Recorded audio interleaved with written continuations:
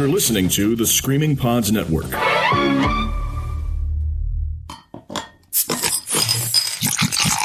Drink beer. Think beer. You're listening to Brew Bloods. Brew Bloods episode 134, and today we're headed to Flavortown, and fortunately or unfortunately, we're not talking to Guy Fieri. Hello, I'm Mark Hudson, and today we're talking all about flavor, why it's important, and the purpose of the 5 basic tastes: sweet, sour, salty, bitter, and umami. So bleach your hair and bleach your goatee, and let's go to Flavortown. This episode of Brew Bloods is brought to you by Pint Hub. Get your first beer on the house every single day. Download the app and use the promo code BrewBloods to get your first month for $1. When we talk about flavor, we typically think only of our tongues.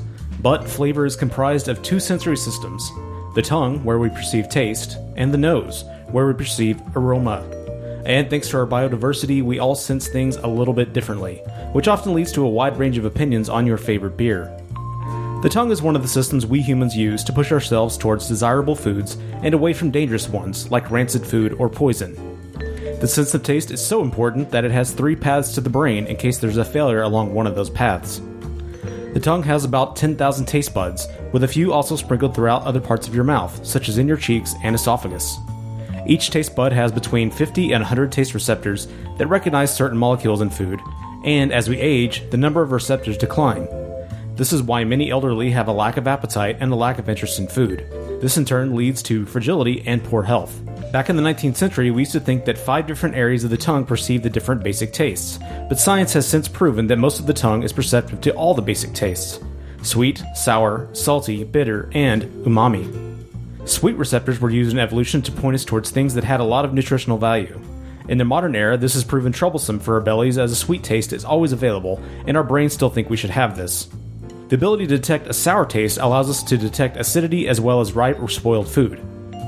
Salt plays a crucial role to many internal processes that require sodium and potassium, and let's face it, salt tastes really good. Despite the fact that we like hops, bitter senses are used to avoid potentially dangerous toxins like cyanide. But bitterness is a rainbow, and there may be more at work in the brain. Umami translates to pleasant savory taste in Japanese, and its job is to point out savory flavors, which are recognized through receptors looking for glutamate, which is an amino acid used to synthesize protein. The tongue can also perceive other sensations that are not lumped in with the basic tastes: spiciness, pungency, coolness, numbness, astringency, metallics, calcium, fat, temperature, and starch. But taste is only one half of the flavor equation, as our noses also play a crucial role, as we'll find out next time.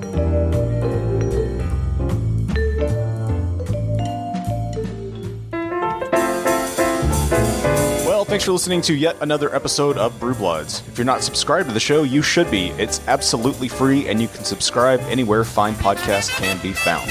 Through Apple Podcasts, Google Music, Spotify, or any podcast app out there. Above all, please tell a friend about us. We'd really appreciate it.